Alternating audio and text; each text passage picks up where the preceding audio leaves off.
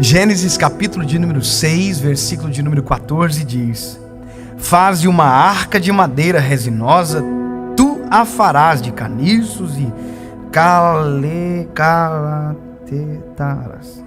É coisa difícil. Betume por dentro e por fora.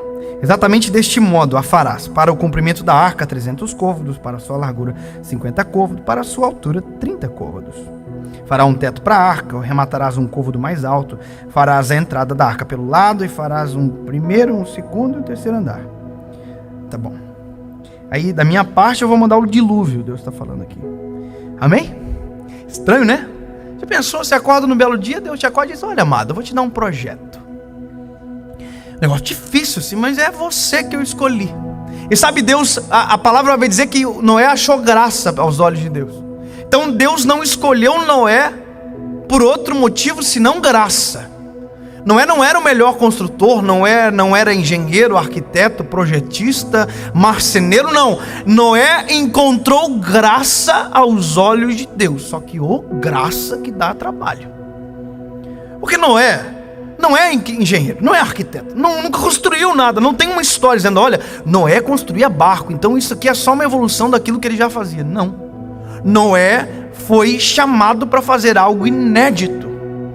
A história vai dizer que o processo de construção da arca, isso a história vai nos explicar, que demorou em torno de 120 anos. Eu demorei um tempinho para construir minha casa, eu já fiquei preocupado. Agora você imagina que demorou 120 anos para construir uma arca. Agora, para pensar os desafios do Noé. Quais são primeiro? Bom, primeiro, transformar o que Deus deu numa planta. Sabe quem faz isso? O arquiteto. E Noé não é arquiteto. Noé não é. Mas Deus deu para ele um projeto. Então a graça o tornou um arquiteto. Faz a planta. Então Noé tem a planta. Ele só pegou aquilo que Deus falou. Deus não escreveu, ele fez uma planta. 3 côvados mais alto, não sei o que, 3 andares, 150 côvados. Todo o projeto foi dado. Agora, qual é o segundo desafio de Noé? Bom, transformar uma planta em uma realidade. Quer ver uma coisa engraçada? Quando eu fui construir minha casa, eu contratei os pedreiros para minha casa. E eu me lembro que eles foram fazer o fundamento, irmão, eu achava tão lindo meu terreno, lisinho assim, limpinho, não tinha nada. Quando eles começaram a cavar o terreno, porque eu não entendia nada, eu falei: meu Deus, acabaram com o terreno. Porque eu não entendo. Só que aí no processo eu fui entendendo que aquilo era alicerce, fui entendendo que era coluna, que era viga. Inclusive, se eu não tivesse entendido, meus pedreiros tinham construído cada coisa, irmão. Irmão, povo difícil de trabalhar, o tal do pedreiro. É um desabafo que fica registrado. Agora você imagina Noé, nunca construiu nada, virou arquiteto do dia para a noite e de repente virou um marceneiro da parada toda. Agora, esses são os desafios lógicos. Mas sabe qual é o principal desafio de Noé? As pessoas. Isso é o pior. Pior do que receber uma grande missão de Deus é enfrentar as pessoas que não acreditam que a gente é capaz de cumprir aquilo que Deus sonhou para nós. Pior do que viver os melhores dias da nossa vida é ver as pessoas dizendo que não somos dignos, merecedores, não foi feito para nós, tem gente melhor. Isso é óbvio, mas eu não estou preocupado com o que as pessoas dizem, mas com a missão que recebi. Parece bom isso para você, mas é um exercício. É um exercício. Lidar com as críticas. Noé fez esse exercício durante 120 dias, 120 anos. Já imaginou Noé construindo a arca, passava alguém e dizia: ô irmão, tá maluco? Você tá construindo isso primeiro, tá longe da água. Como que você vai levar isso pra água? Aí Noé dizia: amado, isso é um dilúvio que vai vir. Gente ignorante. Que dilúvio, amado? Isso é maluco, irmão. Imagina quantas pessoas tentaram internar Noé. Já parou pra pensar?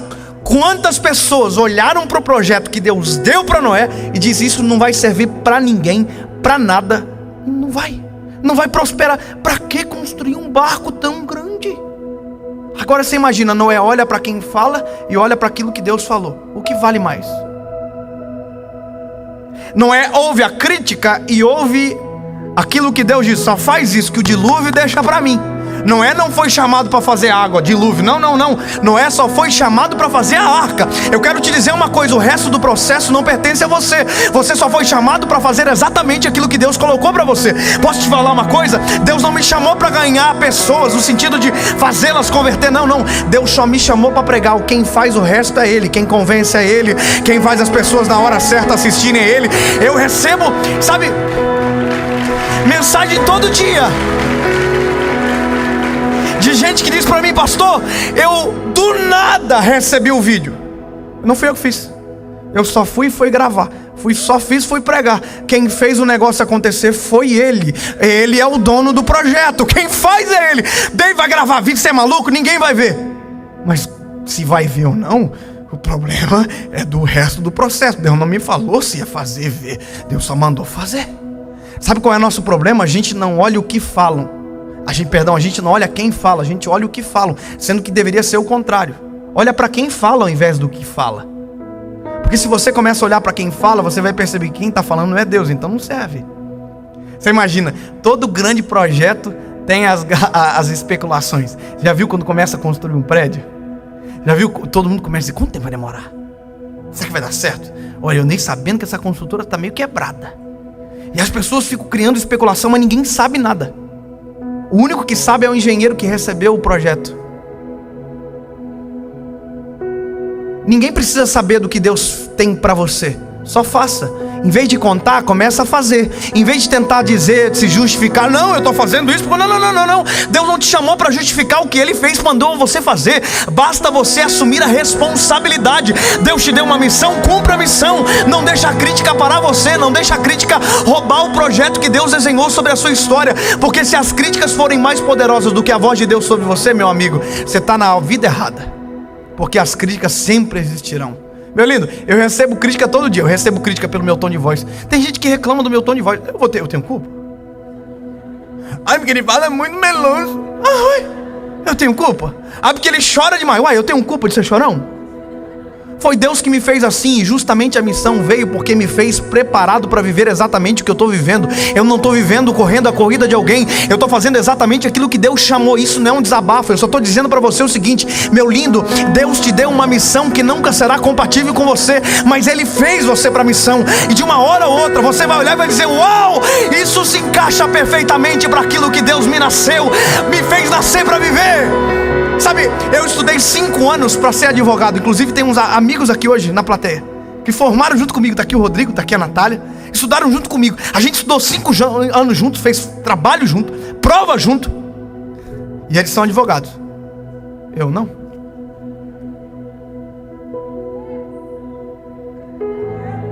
Deixa eu te dizer uma coisa. Eu ouvi críticas por conta disso. Imagina, quando eu comecei a viver com a minha esposa, isso aqui que eu estou vivendo, falar do amor de Jesus. Sabe, quando eu comecei, eu me lembro que eu saía com a mãozinha atrás, outra na frente, com um pacotinho de bala, pacotinho de amendoim. Eu já vivi tanta coisa, já andei com a minha esposa com um ninho velho, com ela limpando o vidro com guarda-chuva, porque a chuva caía e o limpador estragou. A gente ia pregar e não tem dinheiro nem para voltar para casa. Quanta crítica eu recebi: você vai morrer de fome, você tirou essa menina tinha tudo para ser juiz, você tinha tudo para ser advogado, que escolha péssima. Críticas, mas mediante tudo isso havia uma missão. E a missão tem que ser mais superior, tem que ser superior às críticas. Se estão dizendo para você que não vai dar certo, qual voz você vai escolher? Qual voz vai dominar o seu coração? O que vai dominar o seu destino? O que vai dominar aquilo que você vai fazer amanhã, quando acordar bem cedo? Posso te dizer uma coisa, meu lindo? Amanhã acorda cedo e começa a construir a arca que Deus mandou você construir.